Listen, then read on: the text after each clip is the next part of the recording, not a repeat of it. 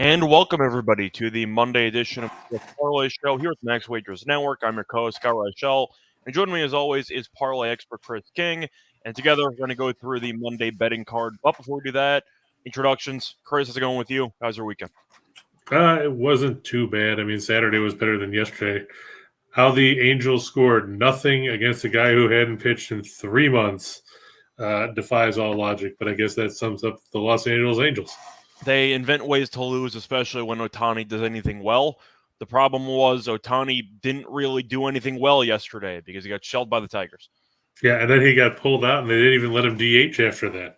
No, they just decided he wasn't worth it after he sabotaged them against Detroit. But I don't know how you don't score against the Tigers with a pitcher who we knew earlier this year was tipping pitches against the Yankees. He seemed to be mediocre at best, and yet he mystified the Angels batters. And he hadn't pitched since May 18th. Yep. He left the team, and they couldn't even get a hold of him. It was definitely an embarrassing showing for the Angels. Luckily for them, it might not have been one of their bottom 10 moments of the season because they've had about 50 of them. So I don't know if that helps, cushion the blow there. But that was a bit rough for Angels fans or for Ohtani MVP backers. I know Judge has been terrible for the last couple of weeks. Is the race just over at this point? I think it has to be, doesn't it? I mean, who else could you possibly have in the field besides those two? And now Ohtani has obviously drifted back. You said yesterday Judge could go 0 for 70 and probably still win. I was going to say Ramirez question mark. Depends on if Cleveland actually, makes the playoffs. Because you're talking about hypotheticals. I'm saying if Cleveland wins the division, I think that Ramirez does potentially have a case. Well, he'd have a case, but would he actually win out? Probably not. No, but if we're talking about the two main favorites slumping at the same time, which is basically what's happening, you could talk yourself into a value play with the third guy up who could be Ramirez because he's been extremely good as well. Now, the problem is he's not on pace for 60 home runs like Judge, but Judge hasn't hit a home run in about a week. So the pace to reach 60s, I don't think he's not going to get there. I mean, let's put it that way. I think if he gets to 50, he'll win MVP automatically. And wasn't he at like 46 now? He's been at 46 for like 2 weeks. So I still think he's going to get to 50. But the point is, if he doesn't, then you kind of wonder, since he didn't reach that key number, if there's another person who could steal it at the last minute. Maybe it's Ramirez. I still think Judge is going to win the award. But is there anybody else besides Ramirez that we can look at? I don't think you can really throw anybody from Houston in unless you're going to try and say Verlander's going to win the MVP and the Cy Young, which we don't see happen very often. There really just aren't many candidates. So that's why I mentioned Ramirez, because he's a distant third, but he's still third. And I can't even think of who would be fourth. I guess you'd have to say Verlander would be fourth. I guess, but I mean, even he hasn't pitched up to his normal standards lately. He's been okay, but he's been giving up 3 earned runs in like 5 or 6 innings recently. So even he hasn't exactly put together his best MVP step forward over the past couple of starts. But I think you understand my point. So if you want to go for a long shot, I maybe wouldn't necessarily mind a Ramirez long shot if you think that the odds might drop as the season moves on. We'll see. But if the Yankees blow the division in some hypothetical way, does that hurt Judge's MVP candidacy? Probably. Yeah, because, I mean, he can only carry that. But he can only carry that team so far when you've got everybody else doing nothing. That's the thing, though, is that that's definitely true in reality. The problem is, based on media perception, you might have some people blame Judge because he's the captain of the team, which doesn't explain anything because baseball, despite being a team sport, is a pretty individual sport, which sounds like a paradox, but it's really true. Because if you think about the batting lineup, how's chemistry supposed to help you? You either hit the ball or you don't. Yep. So, exactly. I mean, baseball's a weird mix where it's an individual sport wrapped in a team sport because you do so many things individually in baseball. And when one player does really well, but the other 8 players don't do anything, that sums up Trout's career. Like, you're just going to lose a bunch of games. That's kind of just going to sum up baseball, isn't it? Yeah, I mean, you're right. And even if everybody else does their part, if the pitcher sucks or, some guy commits a fielding error or, anything like that, it only takes one guy to screw it up. That's the point. So I feel like it's kind of a perception that I have of baseball, which some people probably agree with but don't think about. It's an individual sport. The only difference is you play it on a full team. But if you really just have one guy doing well and nobody else does anything, yeah, the individual stats are good. Doesn't change the fact the team's terrible. But Yeah, and look, and then the or flip vice side of that, versa. flip side to that is, look at the Mets yesterday. They started Budo making his major league debut. He gets absolutely killed in his first 5 batters. It's 4-0. He gives up 7 runs in 4 innings, and the Mets still come back to win the game 10-9. Now, some of that is you can say, well, Philadelphia's bullpen is sucky, which it is, but still, they had to dig themselves out of that hole, and that was the cohesive of the other 8 guys picking up the slack, and then of course Fisher making his debut, guy who was selling or reviewing bank loans a couple of years ago during COVID, throwing 3 scoreless innings to keep them in the game. Yeah, definitely very impressive come from behind a win there by the Mets. Speaking of the NL East, we do have to talk about some legal issues involving one player in the NL East and why he played yesterday, which I still can't fully wrap my head around. That's why they lost. Yeah, Marcell Ozuna was in the lineup yesterday for Atlanta after getting a DUI during the weekend, not to mention the previous issues that he's had and the fact that he's also been terrible on the field this year. So he's basically Aaron Hicks with a DUI. Too soon to make that joke? Is it too soon to make that joke? Okay, it works. Well, either way. The point is he hasn't been good at anything, whether it involves baseball or being a good Samaritan. He's kind of over at this point. And yet the Braves decided the day after the DUI, let's throw him into the lineup. And I don't really understand the thought process behind that. Do you understand that at all? It's one thing if he's hitting the ball well, but he's been terrible. Like, what you should have thrown him on some exemption list at this point. Yeah, I think the only thing their way of showing that they're supporting him through this. How do they word it in all the pressure during this difficult time in his Supporting life? him for what, though? You're paying him millions of dollars, and he's been terrible for you the entire year. Well, but he's under contract until I think it was 2025 or something like that. So yeah, it's an atrocious contract. I'm just trying to say, showing support. I don't know if that really applies when he's done nothing for you with regard to good PR or even just good plate appearances. And the funny thing is, I saw on Twitter yesterday a Braves fan put up a picture of Vogelbach saying that this is the kind of guy that would never play for the Braves because he's fat and out of shape and all this stuff. But he's hitting better than Ozuna. I like Vogelbach. I think that he's a pretty solid player. Of course, he has limitations, but I mean, Ozuna's been a complete lost cause. And I liked Vogelbach when he was in Chicago, but he was blocked by Rizzo. That's why he ended up bouncing around. Either way, the point is Ozuna probably shouldn't be in the league at this point with all the baggage he comes with and the fact that he hasn't produced anything in about a year plus. Yeah. I feel like he belongs in AAA best case scenario right now, but the Braves starting him the day after, I think, was just incredibly tone deaf, in my opinion. So I wouldn't have. Now, I'm not saying if you wanted to never use him after a DUI. That's not what I'm saying, but the game, like the day after, I just think is, I mean, worst case scenario, you bench him on principle because, he embarrassed the franchise and you want to try to, give some public stance where you're against what he did. And now you just put him in the lineup card. Like, okay. Like, whatever. And speaking of tone deaf, what about did you see the picture of the bald white guy outside First Energy Stadium with the sign that said "fuck them hoes," and then there was a kid standing next to him with the free Watson sign? Yeah, I saw that this past morning. Cleveland fans are desperate for quality football, and I guess they think that holding up signs that suggest that basically an alleged rapist should not receive any punishment at all. It goes back to what I said previously on the heading back to the window show with Steen on a couple of occasions. I think athlete worship is one of the weirdest type of social dynamics that we have in society. And I find it extremely weird, as I've said before, that people get special treatment because they're good at sports. And I think it's very, very weird.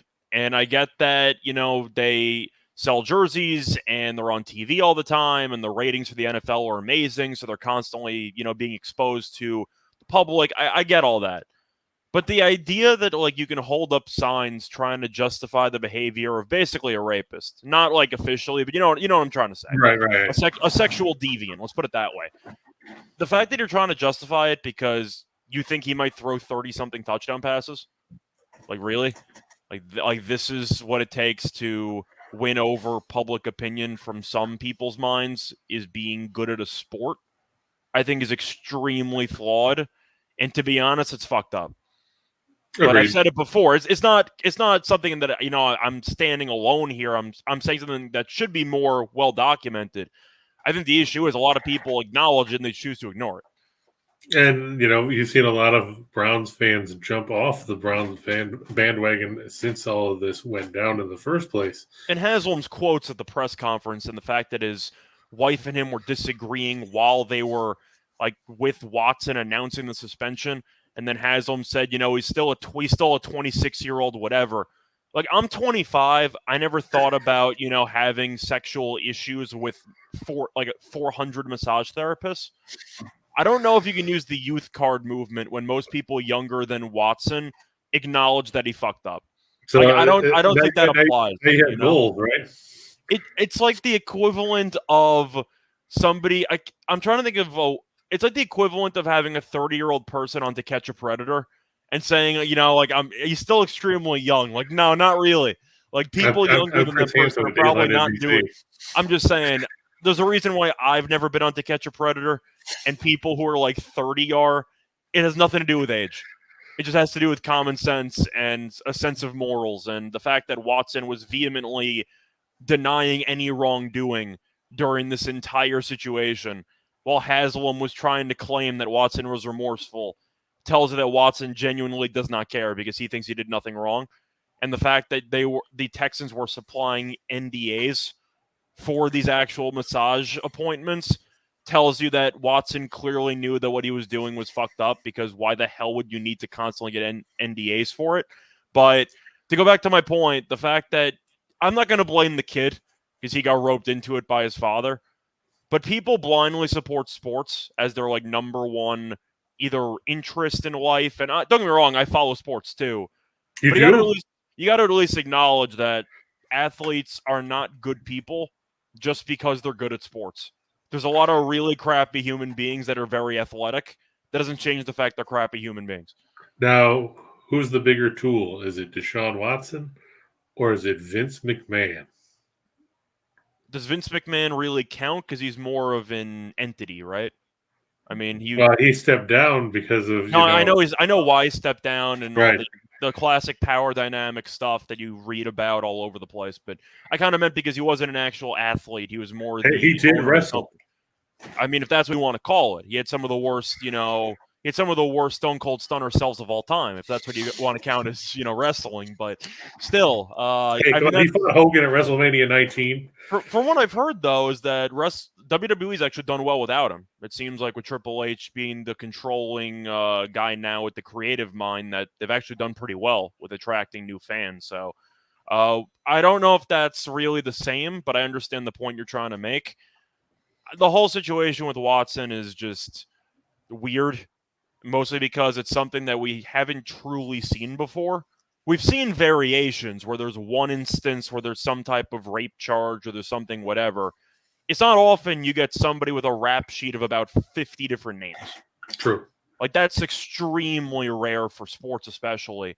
But the fact that fans are still willing to support him, the fact that even with non-Watson stuff, even with, simply put, domestic violence, in football especially. And you have Tyreek Hill, you had the Joe Mixon situation where it was on video, he just straight up clocked somebody in a restaurant.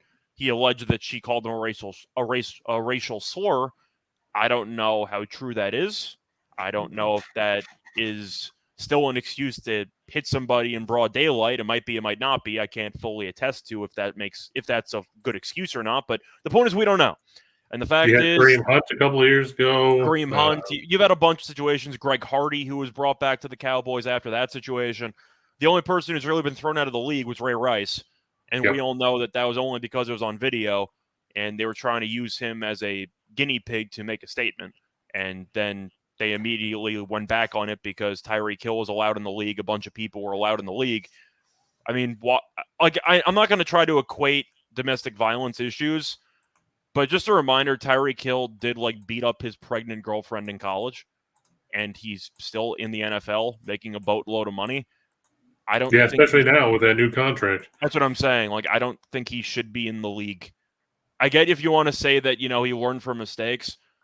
I don't understand who thinks hitting a pregnant woman's okay, but he's very, very fast. So good for him, I guess. What I'm trying to say. Nobody cares. They turn the other way when it comes to just common sense with regard to morality, and either you acknowledge it and you ignore it, or you don't even think about it. But the more I see contracts and the more I see Watson's situation, I really don't know why any woman would be a fan of the league, because they clearly just don't care about your interests and your well-being, to be honest. But whatever. And like J.C. Stone just said, guys like Watson, if they had no money to pay off women, would be sitting in prison. And he's probably right. It's also not even just to pay off women. You're forgetting that the fact that they're able to afford the best legal representation that money can buy. This is true. Instead of having to rely on, the Gideon Wainwright stuff, where you're basically just being given some random attorney who might be awful, by the way, if you can't afford it. But since he's making hundreds of millions of dollars, you can afford any type of lawyer that would be able to get you off on a technicality or be able to settle out of court or anything like that. The point is, there's a lot of resources at athletes' disposals that get them out of legal trouble in the public eye. They still have to settle, but the point is, there's a public perception if it doesn't go to trial and he's not officially found guilty, then he's innocent, which is completely messed up, but that is a type of mindset that people have. True. So there are some people that think Watson didn't do anything because most of the cases got settled. That's not how this works, but whatever. And Andrew says, illegal to swear in Saudi Arabia, and Joshua is throwing F-bombs after that heavyweight championship fight. And now Saudi Arabia is trying to get Fury versus Usyk. Yeah, I know Fury said he wanted to come back out of retirement. I thought he was going to come out, and then he decided he was going to stay retired. Yeah, he said that 2 days ago, and then Usyk won, and he realized he could make a nice payday. Oh, it's a great fight.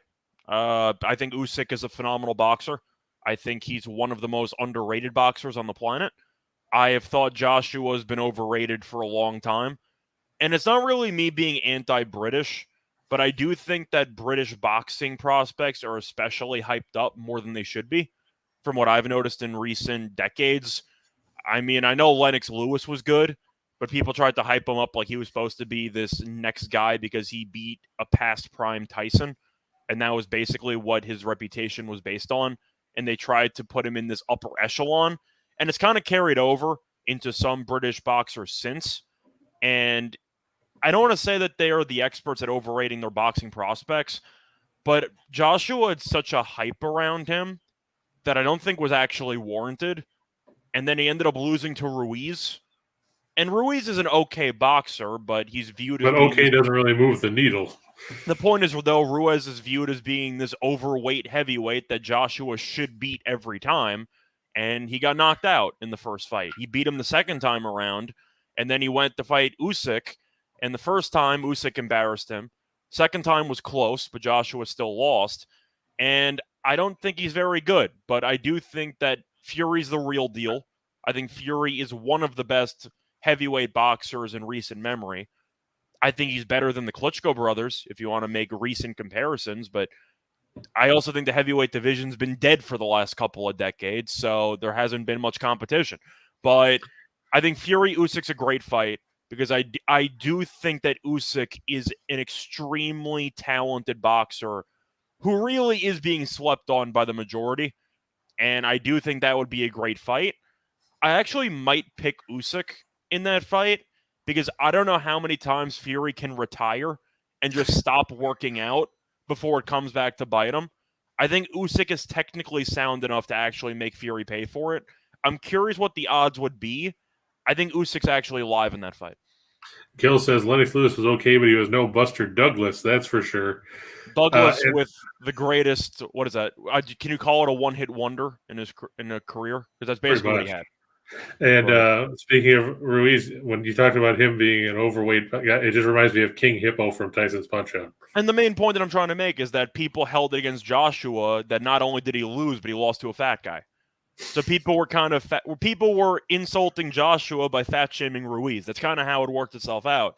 But the point is, I don't think Joshua was very good. I'll give him props for getting a split decision. Most people that watch the fight tended to think that Joshua did not win, and it should not have been a split. From what I've seen, it seemed like Usyk won basically 2 more rounds than Joshua, which was the main grading system that most people had. But the point is, I don't think there's much heavyweight competition. Usyk and Fury is clearly the fight to make because I don't think there is any other fight to make. I mean, you're thinking of all the other great heavyweight candidates. Who are you going to have?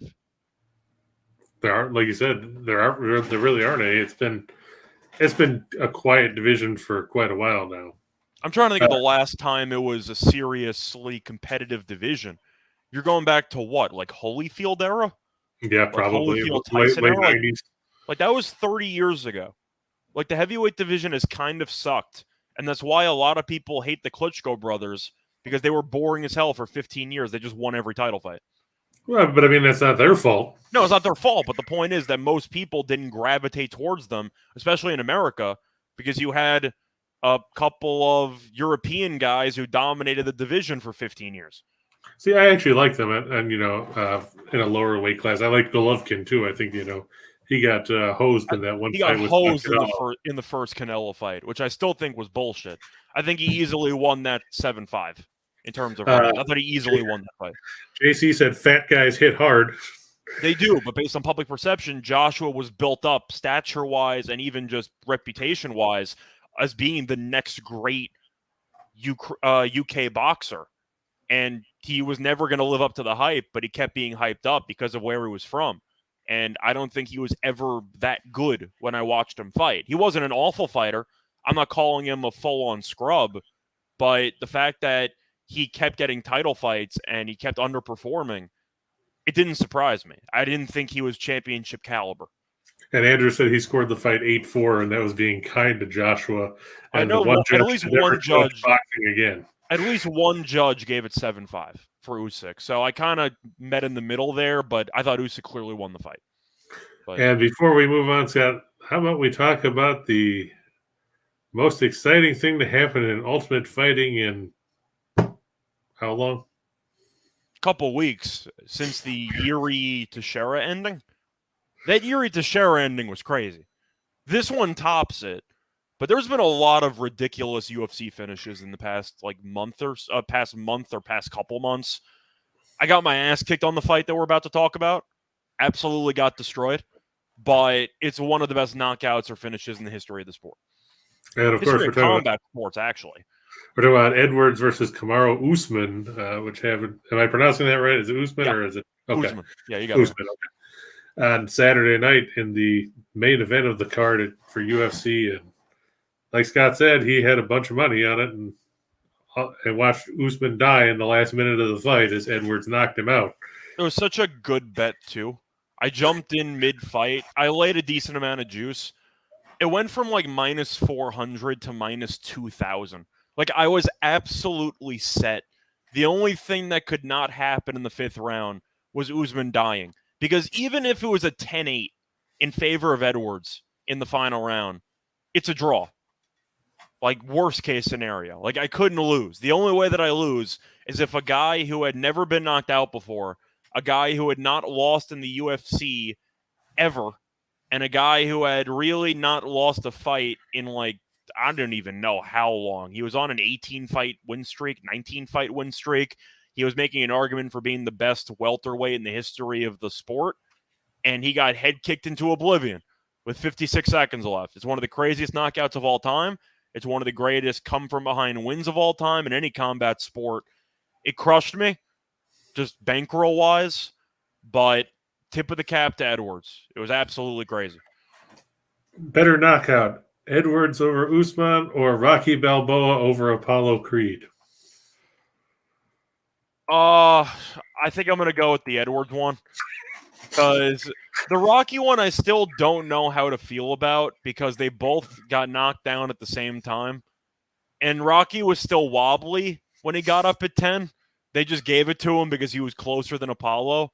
You could have argued it was a draw because Rocky got up, but he clearly didn't know where he was. The referee could have called that a draw. Is that a hot take? No, I think that's accurate. I mean, he got up and he immediately fell down again after they gave him the win. He just collapsed again. Like that wouldn't have stood in real boxing. My favorite part is listening to Stu Nahan in the background going, "Both men, if neither man answers the count, Creed will retain the title automatically." And then you're sitting there and you're watching them count to 10, and it takes like a minute and a half. Yeah, it's a minute and a half because it's also in slow motion. But no, the biggest upset in the Rocky franchise is the Drago fight. That's easily the biggest win because he was getting, I mean, in both cases, getting his ass kicked. But, I mean, Drago killed him, man. So, Yeah, I like how, he's talking about how, Duke's talking about how he's just a man. And then, they go over to Drago and he's like, he's like a piece of iron. Yeah. He's not a machine. He's a man. That still is one of my favorite lines in, like, any fighting movie. And my dad and I will quote that every time. Anytime somebody even appears to be concussed, we just say, "I see 3 of them out there." And my dad just goes, "Hit the one in the middle." Right, hit the one in the middle. Like, that's exactly a line that my dad and I will use every time we'll watch UFC together. But I was at a bar watching this fight, and I just watched my bankroll get absolutely crushed on one of the TVs, like, behind the ping pong table, like, while I was, like, drinking something. But it absolutely shocked me. It was something that nobody could have been prepared for. Edwards had one good round. The first round got absolutely demolished for the next for the next 18 minutes or so. And then, had the greatest, perfect shot. It was just a perfect shot. And that moment's going to be immortalized. Yep, and I was on the wrong side of it, but I got to at least tip my cap. Gil said Usman walked into the history books when he walked into that kick. Richie said he got head kicked into the ground. Yeah, that's exactly what happened. But I mean, if you want to talk about the fight, you could think Usman was boring, and he was. He was trying to wrestle the entire time, which he should because he's very good at it. Edwards couldn't stop a takedown, and yet Edwards got some space and he unloaded, and he needed to. So good for Edwards, bad for me. So in case you're scoring at home, to quote Clubber Lang, for Scott Reichel's bankroll prediction: pain. A lot of pain. But you talking about that hands made Apollo Creed? Did you watch that fight? Yeah, I feel bad for you now knowing that you had bet on it live. I had a lot of money on it, but you're not just talking pizza money, folks. No, but technically, the one thing I did learn is that everything's pizza money. It just depends on how many pizzas you buy. Oh, that's true. I could have bought a lot of pies. Let's put it that way. But now I can buy there's 0. Nothing wrong with having a lot of pies. I'll tell you what. That's the thing, though, is that people are going to look at the fight and go, "Well, you lost. It was a bad bet." No, it wasn't. Like, it was definitely not a bad bet. When the line quintuples after you make the bet, it's a good bet. It just didn't work out for me in the end because of one of the. I don't want to call it a fluke because that sounds disrespectful to Edwards. It was a miracle knockout. Yep. That's how I would describe it. So whatever. Right place, right time. Yep. That's another good one, Richie. Throw in the damn towel. That's another good one. It's another good one. Yeah, that is. I mean, I had forgotten about that one for a second. It's a good one. Anything else you want to talk about? I saw the hit on Thibodeau, the Giants rookie defensive linebacker, whatever you want to call him. Some people think it was dirty. Either way, he's going to be out 3 to 4 weeks because of an MCL sprain. First of all, did you think it was dirty? We'll start there. It looked cheap. It looked a little bit cheap, but it also looked like a tight end who didn't know how to chop block. Well, then he shouldn't be trying to do it. It seemed like the play design was going to be him coming around the end, trying to chop down the defensive lineman. And Thibodeau was already pretty low to the ground, but the tight end didn't have a backup plan. So he just decided to chop block him anyway, and he just went for it. That was my takeaway. It seemed like it was a tight end who was half inexperienced with blocking, being told to use a very specific block in the play with no backup option at all. Am I reading into it too much? That's what it looked like. No, I mean, that's probably accurate. But, I mean, if you don't have a plan B, just fall down. It's fair. I just saying he lunged into him like he was only trying to do a chop block. and he went for the chop block anyway. I don't know if it was really dirty because the player meant to injure him, or that's what he was told to do in the play design, and he didn't know that if Thibodeau's in this position, he probably should not do that. I'm sure he was just told, go for the chop block. He did. Unfortunately, it was a bad position for Thibodeau, and now he's out for about a month. Sweep the leg. So he basically swept the leg with his head. So Thibodeau's going to be out. In reality, I can't say I'm totally surprised. I know it's a difficult situation. He was extremely injury prone in his entire college career. So that's why I didn't label Thibodeau as a bust per se, but I wasn't particularly high on him because he was injured the entire last year. And it wasn't even like one injury. He didn't tear his ACL. He didn't have whatever. It was a bunch of different ailments, like back to back to back to back. The leg, the shoulder, it was just a bunch of stuff. And I just felt like I couldn't trust him to stay healthy. It wasn't his fault in this case, but I'm not surprised he got injured. That's the point I'll make. But I don't think it was a dirty play. I don't think the player meant to injure Thibodeau. I think the coaching staff just gave the tight end too much credit for being able to know how to show off a quality chop block, and the technique was clearly off. Can we say that? Yeah. So I don't think it was a dirty play. I just think they told the tight end to do something he wasn't fully equipped to do. That's how I read into the situation. That's fair. Gil said he had Usman Edwards to go over 4.5 rounds as the 6th leg of his lottery ticket parlay and made his night. Yeah, got there by about a minute and a half? 1.5 minutes. Yeah, so that got there. It was really never in doubt, to be honest. I feel bad for anyone who had the fight to go the distance. That was like a given the entire fight until it wasn't. Yeah, that would probably be the other bad beat. It was. Definitely was. I think the Usman one's a worse beat because there's only one way you could lose in both cases, except there's 2 ways for the total because technically Usman could have knocked him out. True. But still, the point is... But you didn't foresee that happening considering the way he was wrestling anyway. No, the way that I looked at the fight and the why I bet it, Usman was free money until it wasn't. And he literally dominated the entire fight. But I'm not going to go back to that. The Thibodeau thing's unfortunate, but I'm not going to call the player a dirty player and call for his job. I think he tried to do what he was told to do. He probably won't have a job anyway. But I think he knew that if he didn't try to block at all, they were going to cut him. So he went for a block that probably shouldn't have been attempted, and there you go. Baker Mayfield won the starting job in Carolina. Not really a surprise. I'm sure they're thrilled they extended Darnold like mid-season last year. Matt Corral out for the year. Probably he tore the Lisfranc in his foot in that game the other day. So much for him even getting a chance to be the third guy in Carolina. Well, to be honest, I don't want to fully roast a guy who's going to be out for the year with another serious injury. But if we're being honest, he probably would have been cut. He was having one of the worst preseasons of any quarterback in the entire league. Yeah, but he was awful. Carolina's a team that's so devoid in talent, they can't afford to cut a third-round guy. So you think they would have cut Walker instead? I think so. I think they were both terrible against New England, but now Corral's out for the year, but I think he might have been cut anyway. Like, he was that bad. But you still don't root for a guy to get injured. It's just unfortunate. But speaking of football, though, the Ravens won and covered again. What else is new? 22 straight, 20-2 against the spread. They're just a machine. There's no other way around it. And I don't know what the line's going to be moving forward, but most people will lay it anyway. 837. Yeah, at that point, you're approaching it. But I do want to pivot a little bit to the NFL because we finished our college football conference breakdowns. Now it's time to actually get into the NFL division breakdowns. We're going to start off with a division that's close to us, a division where you actually have a shot of winning it. My team does not, but it's the AFC East. It's the AFC East, and we're in a rare moment where the Patriots are not favored to win the division, and they're also not favored to come in second in the division. They're a projected third-place team, something we're not used to seeing that often. But, by the way, early line on Baltimore this week, they play Washington. Baltimore favored by 6 or 6.5, depending on the book. Okay, sure. Like, I'll take Baltimore.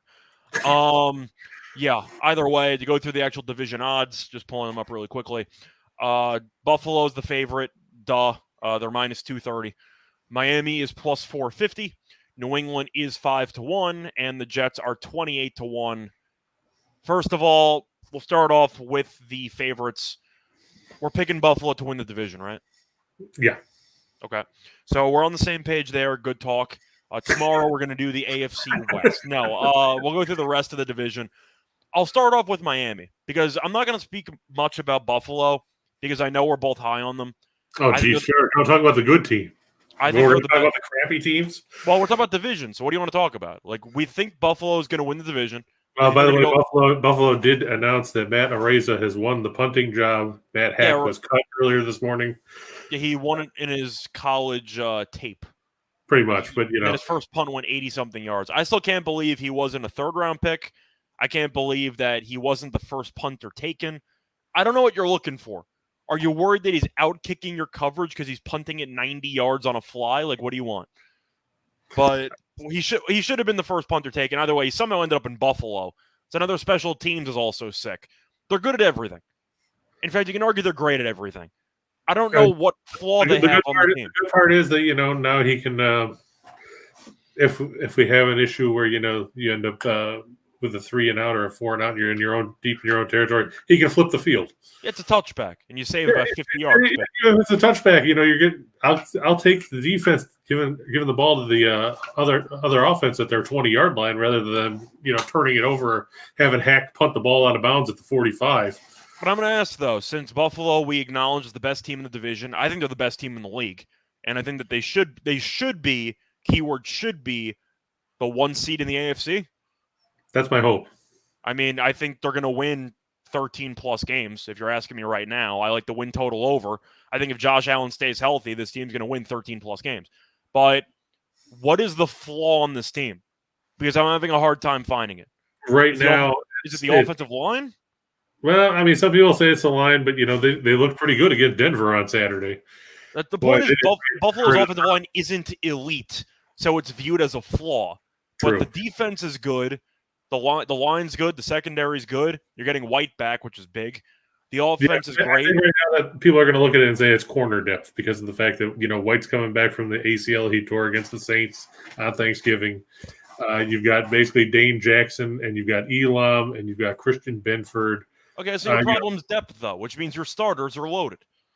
Well, but right now you're still trying to figure out is it going to be Elam that starts across from White when White's healthy? Teron Johnson is a great slot corner. Probably one of the best. The point is we're talking about depth concerns. Buffalo from top to bottom starting lineup, I think is the best team in the league. And to be honest, I don't think it's very close. I think Buffalo is significantly better than like every other team in the AFC at least. Whether that stays that way because of health, a separate story. And I'm not automatically putting Buffalo in the title game. In the AFC title game, probably. In the Super Bowl, maybe. But you never know about injuries, so I'm not going to crown them right now. But going into the season, assuming health stays relatively kind to Buffalo, I think they're arguably the best team in the league. So I'm picking them to win the division. I'm going over the win total. Josh Allen MVP. The odds are low, so I don't know if I really want that, but I think he'll be in the running the entire year. Right. So that's kind of why I'm ignoring Buffalo for this conversation. Okay. Because I don't think there is a conversation. Well, Andrew pointed out that the Bills-Rams is a nice opener. I know the Rams opened at -1. Now I think Buffalo's favored by 2.5. I just think that Buffalo is head and shoulders above a majority of the league. And if I asked anybody else to name the best team in the league, who are you picking if you're not picking Buffalo?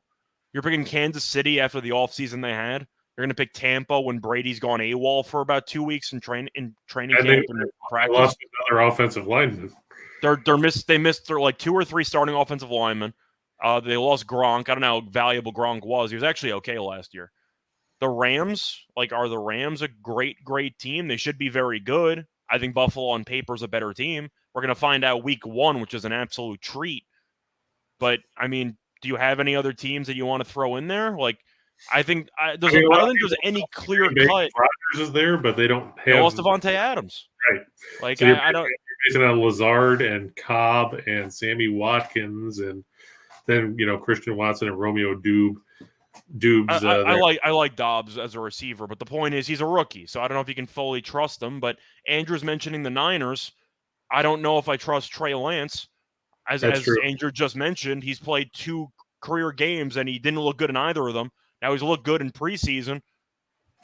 Good for him, I guess. I mean, do you have faith in San Francisco's secondary? I mean, they've got a good defensive line, but is their secondary any good? It's debatable. They're also in the arguably the toughest division in all football. So there's a lot of questions, but I don't know if the Niners are the best team in their division. So if you're asking me what team I think is the best team in the league, I'm picking the Bills. I just think they are the best team. I mean, come on, the 49ers had to sign Charvarius Ward from the Chiefs as one of their starting corners. That doesn't bode well for anybody as far as I'm concerned. The Niners, I'm a little bit low on compared to most people because most people are already crowning Trey Lance as a successful pro quarterback. I'm not saying he's going to be a bust. I got to see something. Right. I have not seen anything yet, and I'm not going to judge it based on joint practices. Show me something in game, and then we'll talk. But preseason, I'm not picking the Niners because of it. So, anyway, point is Buffalo, in this division especially, is on another tier. So we'll talk about the next 2 teams. You got Miami and New England. Now, Miami, you could argue, was one of the biggest winners during the offseason because they got Tyreek Hill, and their team is now an offensive threat. The problem is they still put all their eggs in the Tua basket. Are you a fan of that basket?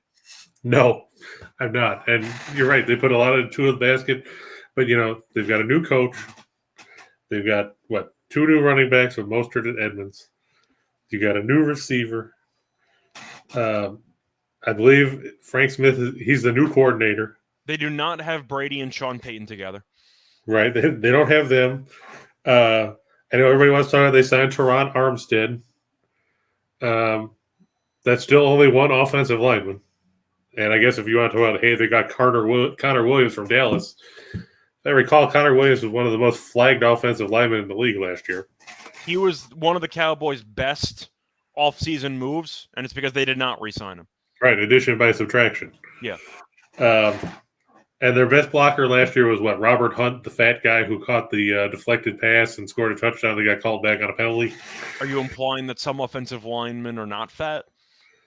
Well, I'm just saying that he was just saying we're talking about offensive linemen, and you start with the fat guy. That's not really going to accomplish much. But it's like Madden says in the replacements. You get the fat guy dance, and then you get the fat guy spike. Yeah, the best part of a fat guy touchdown is a fat guy dance.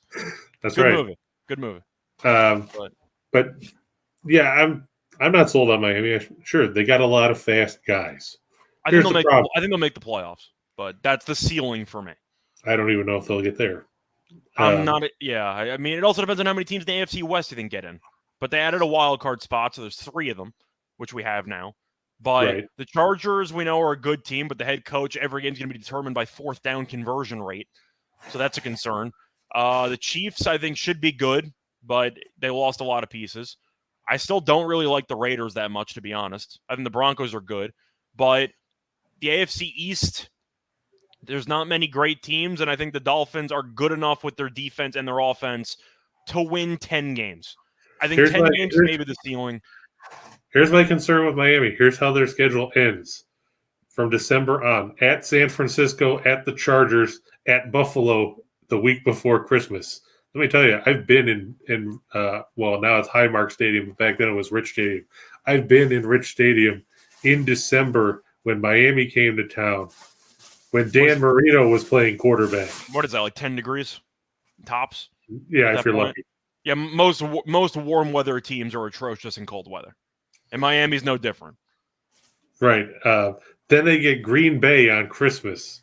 Then they go to New England, and they close with the Jets. Yeah. That's not the 6-game stretch I want if I'm trying to find a way to make the postseason. Yeah, that's definitely true. Just to look through some of the other recommendations or nominations for best team in the league. Andrew briefly mentioned the Buccaneers with Brady, of course, and I'm not dismissing the greatest quarterback of all time. I'm just acknowledging he went AWOL for 2 weeks in practice. I'm not sure how either motivated he is for the season or where his head's at, because And Tampa Bay's got a rough start of their schedule too, because the offensive line's destroyed. I also just can't get past what the hell happened in the offseason. You won a Super Bowl, you lost a nail biter to the eventual champions, and then you had some type of division behind the scenes where Brady got his head coach fired and Bowles took over, and then Brady went AWOL in practice for like 2 weeks. There's something weird going on in Tampa, and there's some theories that Brady's on the Masked Singer, which is why he went away. Is that supposed to justify the star quarterback leaving camp for 2 weeks? Like, I don't know what the hell's happening. Yeah, but you look at Tampa Bay's first 4 weeks of the season. They open at Dallas. That line has gone from Tampa Bay by 3. It's now down to Tampa Bay by 1. Because of the offensive line. I'm still picking Tampa in the game. I mean, I don't think Dallas is very good, but we'll talk about them later in the week. Then it's at New Orleans. Then it's Green Bay at home, and then it's the Chiefs at home. You could be looking 1-3, 0-4 in a hurry. Luckily for them, the division sucks, so they'll win the division anyway. But I don't know. For when it comes down to it, I think that Tampa Bay is obviously going to make the playoffs. But there's been a lot of weird storylines during the offseason, and now the offensive line is injured to hell and back. I don't think they're one of the top 3 teams in the league. I think they're good. I don't think they're great. Let's put it that way. And you're also banking a lot on Godwin post-ACL injury, and there's a lot of question marks there. I think Tampa's going to be good. I'm not telling you they're going to be bad, but I don't think they're going to be a serious title contender, in my opinion. JC Stone asks, which pick is better, the Buffalo is plus 600 to win the Super Bowl or plus 300 to win the AFC? Well, you can argue that Buffalo is going to be favored in the Super Bowl no matter what. So if you want to get better odds, then technically the Super Bowl, because if you want to multiply, the plus 300 with like minus 150, whatever, it's going to be lower odds than 6-1. True. I'm assuming that Buffalo would be favored in the Super Bowl. I get that they're the favorites to do so. I think there's a reason for it. If you want to bet it. Now, I'm not saying that you should be betting the Super Bowl winner as the favorite. I'd probably rather bet like individual games or something involving divisions than maybe rolling that over if you want to. But they're my pick to win the Super Bowl. But to go back to the rest of the actual division, Miami is the team that I'm most intrigued by because there's a lot of uncertainty with the new head coach. You have Tyreek Hill and Waddle together. The secondary is very good with Jones and Howard. Jones has been hurt, though. He's been hurt, but when healthy, he's talented, so there's something there. But the point is, Miami is a pretty good all-around team. The issue is the quarterback. That's really the main issue, because I don't really like Tua. I think he's a game manager with a noodle arm, but he has had moments where he has not lost you games, and Miami's found itself in a spot to make the playoffs the last couple of years because Tua has been a good game manager. And they started off terribly last year. Then they caught fire, and they almost made the playoffs. Against a bunch of shitty teams. They almost made the playoffs, and then Tua was bad down the stretch, and they lost. But the point is, I do think Miami will be in the thick of it. I think they'll finish above 500, but they're not good enough in my eyes to win 11 games. And the Bills' minimum, if Josh Allen stays healthy, are winning 12 games. So, and to your point about Miami catching fire last year, look at the teams they beat. Come on, they beat Houston, they beat Baltimore on a short week.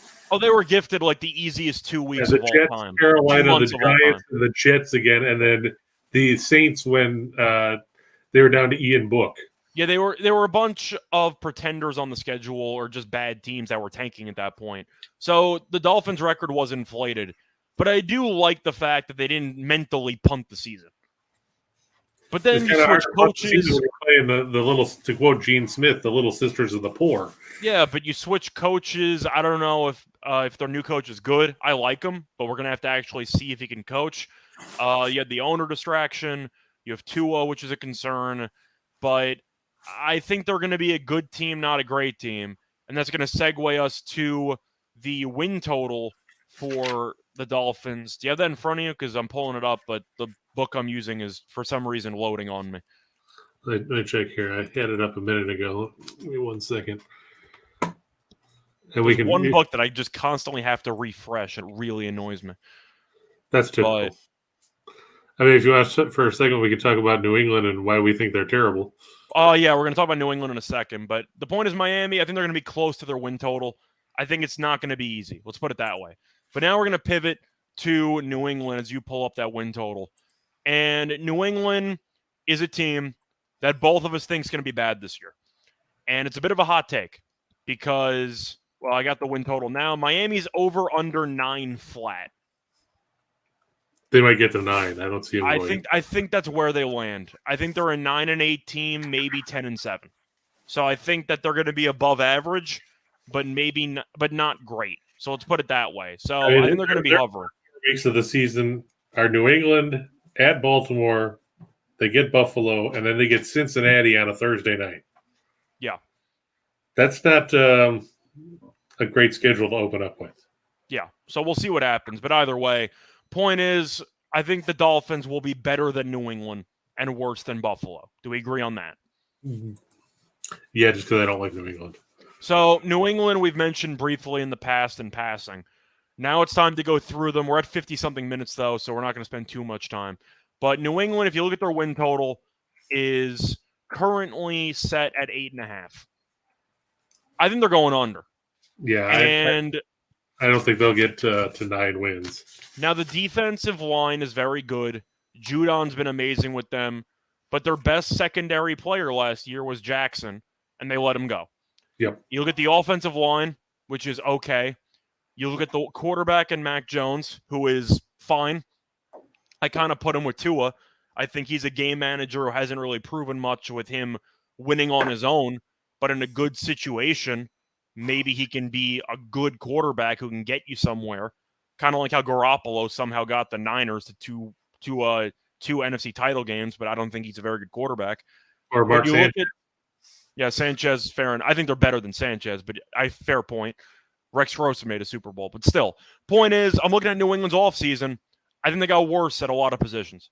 Yeah. And I don't think they got better at really any positions. They had the really questionable first-round selection with a third-round graded offensive lineman who might be able to start. I don't know if he will or not. But what exactly about New England what about New England do you actually like besides the defense and Belichick being there? But for the offense, I'm not really sold on their weapons, and they might have Matt Patricia calling plays. Yeah, Patricia and Joe Judge is probably the worst combination of guys calling plays you can get.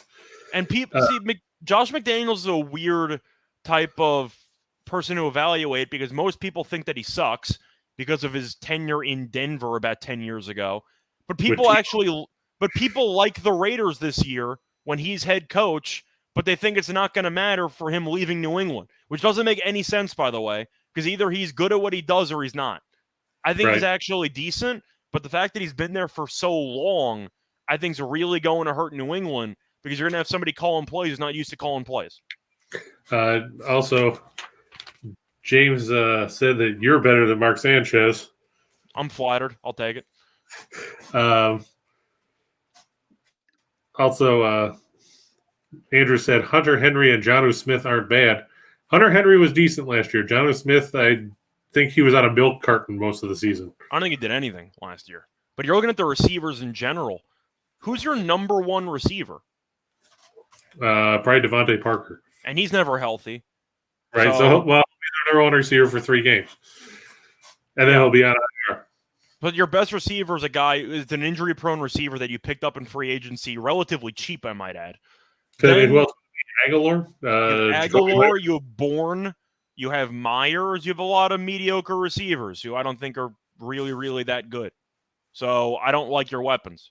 And the ground game I like, but I don't really know how good your offensive line is going to be. But I feel like people are blindly picking New England to win 10 or 11 games because Belichick's there. I don't really care, to be honest. Like last year, they won a bunch of games against a crappy division. Every team in the division now is better than they were last year. Yep. And you look at the wins that they even had, besides the occasional blowout with some COVID issues or just facing the Jets. I mean, did this team really impress you against anybody? Like, I don't think they really – I think there's only one way they can win games. They need to hold their opponent to, like, less than 24 points. That's it. Yeah. It's the only way they can win. And I don't like the offense. They lost now their play caller. I'm not sold to New England. I don't think they're very good. JR, you're saying the Bills' defense didn't fare well against top teams. Kansas City did almost nothing in the regular season game. The only two teams that really got to Buffalo were Tennessee, which was helped by some horrible officiating. Well, the Tennessee game, they did fare very well. But either way, point is... And Indianapolis, because Jonathan Taylor went batshit. And the playoff game. Well, yeah, and the playoff game, but nobody played defense in that game. Yeah, and the playoff game. But the thing is, they're looking at the AFC. How many great defensive teams do you even have in the AFC? For teams that are seriously contending for a conference title. Is the Bengals defense very good? It's pretty good. You still got Eli Apple in your secondary. Like, I mean, you got a lot of questions regarding all the defenses in the AFC, unless you want to say the Ravens have a shot to win the AFC. But either way, point is, JR says he's fading the Bills defense all year to the over. I'll tell you what, if the games go over a lot, look at the offense. Yeah, I might like the overs anyway because I think the Bills might walk into 35 points. Because last year Buffalo scored at least 31 points on 4, 5, 6, 7, 8 times in the regular season, and had 3 others where they scored 27 or more, and then another game where they scored 26. And in both playoff games, they scored like 30-something plus. Yeah, 36 and 47. Yeah, so the point is Buffalo, I think, is good enough, and the defense, I think, will be a bit improved. We'll see what happens. They were number 1 in the league in total defense a year ago. Yeah, but once again... And they added Von Miller. Yeah, Von Miller, I think, is going to help a lot there. But time to move on. So we're both low on New England. We kind of agree on every team. Now we got the Jets. Their win total's 5.5. Everyone loves the over. It was one of the most bet win totals in the entire offseason. I like the over more with Flacco behind center than Zach Wilson, which might tell you how low I am on Wilson now. But Flacco's actually been incredible this entire offseason. I think he's just the much better quarterback right now. I'm going with the under in this. Like I was originally leaning over when the offseason started. It was 5. Now it's 5.5 juiced. And I watched the Jets in preseason. I think this defense sucks.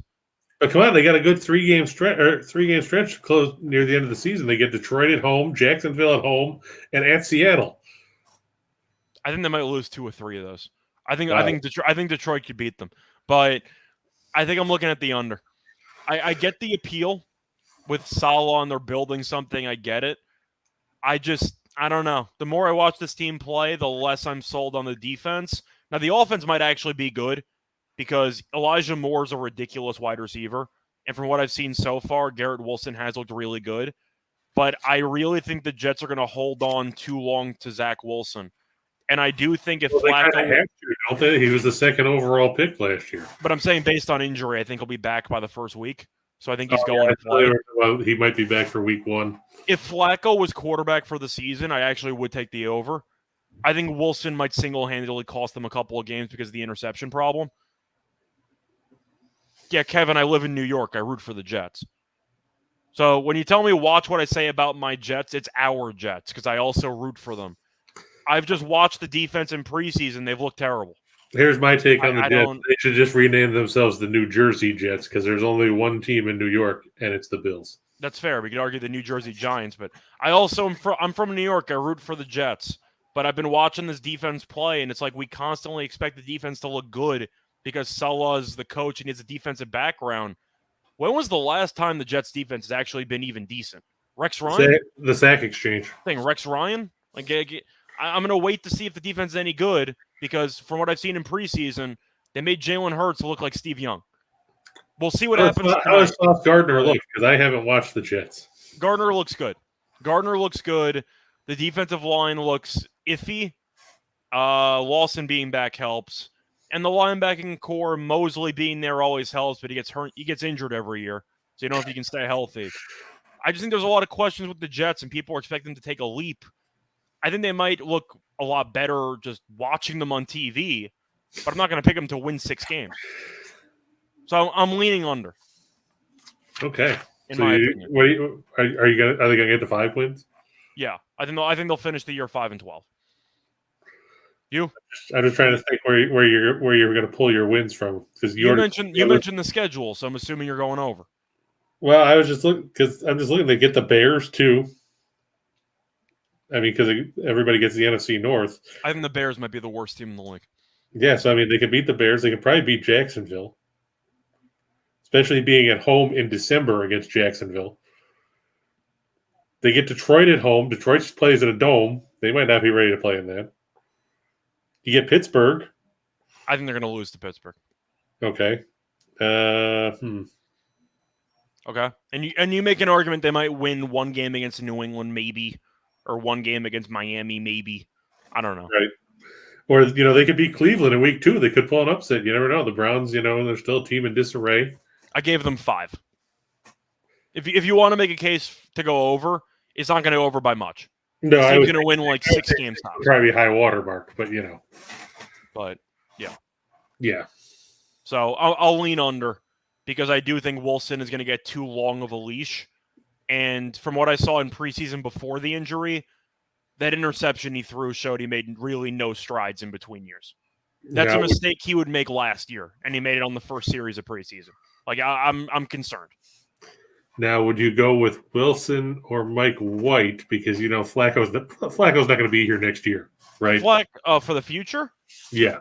Neither. You draft somebody in the upcoming draft. You have a couple of good quarterbacks coming out, whether it involves Stroud, whether it involves Caleb Williams. You got some options. I would draft somebody. Isn't Flacco like 48 years old now? But apparently he's been slinging it. So well, you just Streveler and get it over with. That's the concern, though, is that you're looking at the preseason reports, and Flacco, according to reports, has been light years ahead of everybody else. Flacco should not be light years. 600 years. But I'm saying he should not be light years ahead in this stage of his career of a top 3 draft pick that you had 2 years ago. That's a serious red flag in my book. What about Breece Hall? Is he going to start, or are they going to start Carter? I think they're going to go committee, at least to start. I think Hall's going to take over 60%.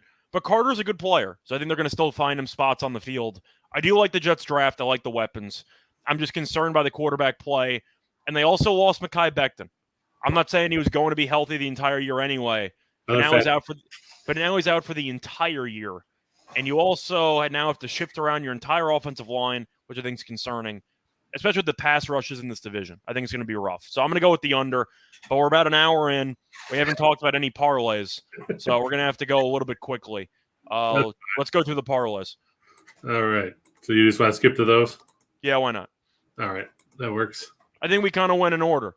All of us in the division, we like Buffalo, Miami. I'm going New England and then the Jets.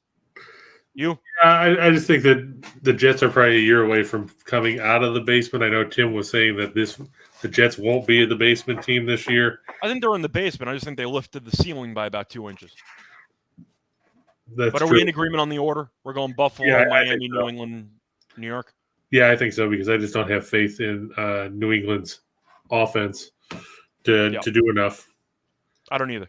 But on the parlays, talk about the Mets and the Yankees. Scherzer going against Domingo Germán. Scott, you have anything to say about Germán that we don't already know? He's actually been okay lately. The problem is against Scherzer, so it's not going to matter. And the Mets are also just rolling. I mean, they beat everybody not named Atlanta in the last month and a half. True. And the Dodgers over the Brewers. I know it's a big line. Here's the thing. The Dodgers have won 17 of 20. Of those 17 wins, 15 of them have come by at least 2 runs. Yeah. The Brewers, not a good road team. Well, they're not terrible, but they're 33 and 32. The Dodgers are 43 and 15 at home. Urias in his last 6 starts is 6-0. His ERA is 0.92. He's so damn good. He's so good. I mean, Eric Lauer will keep Milwaukee in the game. He was very good against Los Angeles last start randomly, but I don't think he's going to be as lucky in Dodger Stadium. Yeah, but I mean, you could play the under here too if you wanted to, because 3 of the 4 meetings have stayed under 8. But the Dodgers on the run line is my take on that one. Okay. The Rays over the Angels. We talked about the Angels at the top of the show. You couldn't score against fucking Eduardo Rodriguez, who hadn't pitched since May. I don't have any faith in you scoring on Jeffrey Springs. This might be a 3-1 game, might be a 2-1 game, might be a 1-0 game. I was actually looking at the outs recorded prop in this one, and I think they had Springs at like 17.5. And I'm not saying the Angels are good, but when does Springs ever give you distance? They're pulling them like midway through the 80s in pitches.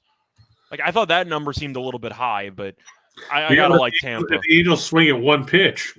That's fair, but I mean, I don't know how you got shut out by Rodriguez yesterday, so I got to go with the Rays. The Rays have been quietly good, which is where they normally are.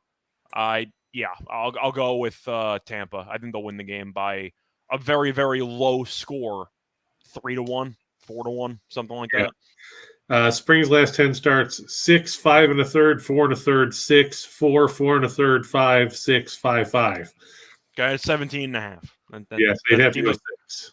So I just thought it was cutting it close. I'd lean under there for the outs recorded, but I still like the Rays in the game. Yeah, I'm surprised they've pulled it.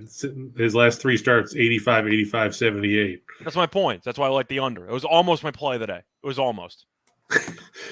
And the Cardinals over the Cubs. What can you say about Jordan? If you're a Yankees fan, do you wish you had Jordan Montgomery right now? Truth is, probably, but it wouldn't have changed anything. The thing is, I can't fully evaluate the trade until Bader comes back, because if he plays well in center field, then it's worth it, because that means Hicks is never playing again.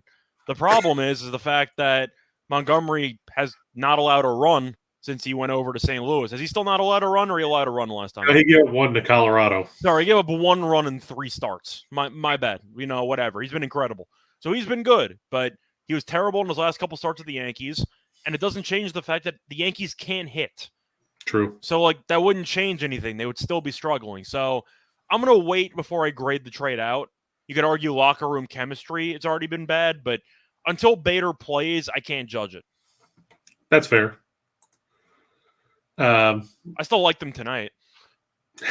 I can't, but the Cubs really pissed me off yesterday because I still got the Cardinals to win the division. And you were pissed. I really thought the Cubs were going to sweep, and then the bullpen came in and was just absolutely atrocious yesterday. It was a complete octane gas tank. It was awful. I mean, Steele pitched well again, struck out 9. Yeah, they sabotaged him. They gave up back-to-back homers to Tellez and to Huria. Yeah, whatever his name is. Sorry, I'm going to butcher the pronunciation. Not going to work here anymore. Who blew it after? Wick blew it? Yeah, Wick blew it in the stupidest way ever. Gives up a hit, then throws 2 wild pitches, including one when he walks a guy, and that just set up a sac fly because you moved the guy from first to third because you couldn't throw a pitch anywhere near the friggin' strike zone. Why am I butchering the pronunciation though? Hiora? Either way. I just thought it's not going to work here anymore. Cubs blew a lead, and whatever. They still won the series, so that's good for me. Cardinals have been surging, as they should. Their schedule's a joke. They should be surging. So I'm up right now 5 games, I think. Is it that much? It's 5. I think it's 5. Let's see. I thought it was going to be 5.5, but it's 5. You're right. So whatever. Cardinals has won 7 straight. Cooking. Yeah. But like you said, should. They've beaten up against a bunch of sad sack teams. That's the main reason why I bet it, because I looked at the schedule and the Milwaukee's playing the Dodgers 7-8 times in the span of 2 weeks, and you got the Cardinals facing off against the Diamondbacks, the Pirates, the Diamondbacks again, the Rockies somewhere, and their schedule's been a joke. So that's why I took it. Yeah, BJ, we were just talking about the Cardinals a minute ago. We like them tonight. Granted, Drew Smiley's pitched well of late, but like Scott was saying, Chicago's bullpen was horrible yesterday. Yeah, wasted a really good start. They ran up Woodruff's pitch count in the first inning. He threw like 35 pitches because Madrigal fouled off about 300 pitches in a row. It was a 13-pitch at bat to start. I'm assuming he did not get on base in that at bat. No, he flew to right. What a shocker! But at least he burned a lot of pitches.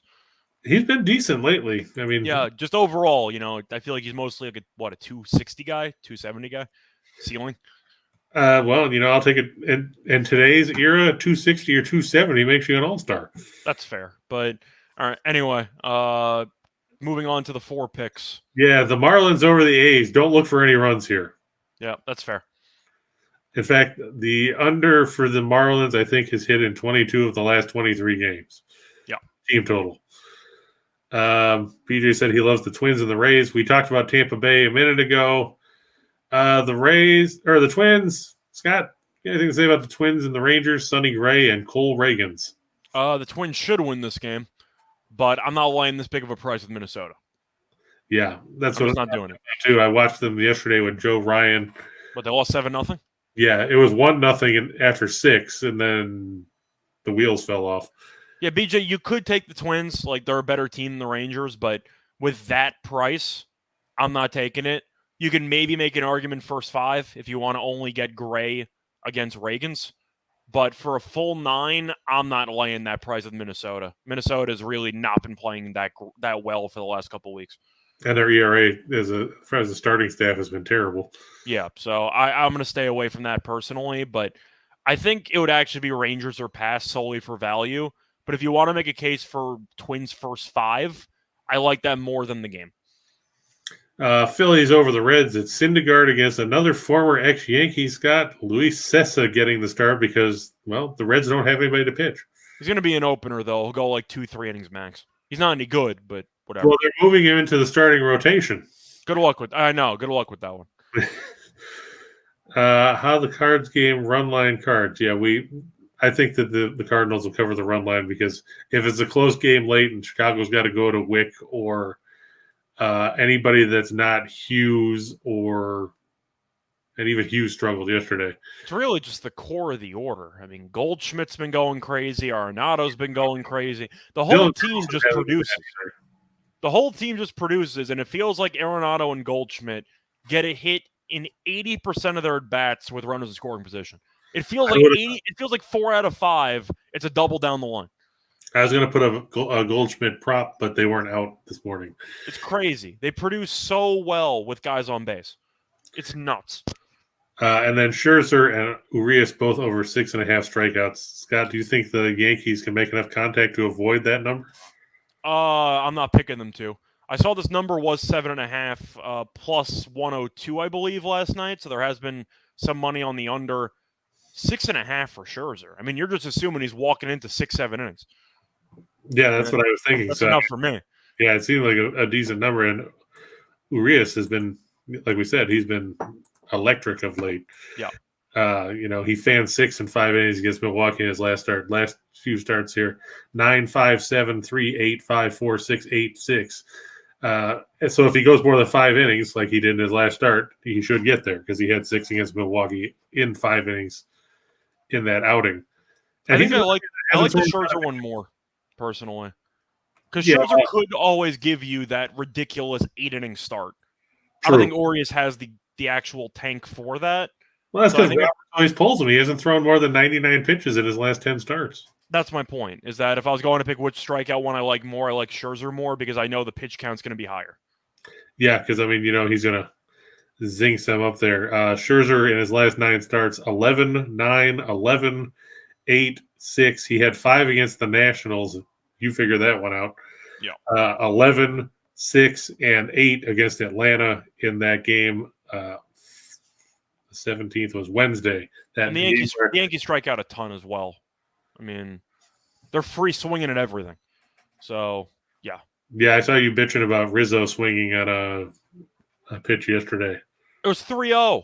Manoah just hit somebody. It's 3-0. Why are you swinging? And according to numbers, I thought it might have been selective recall, but it wasn't. There's a stat.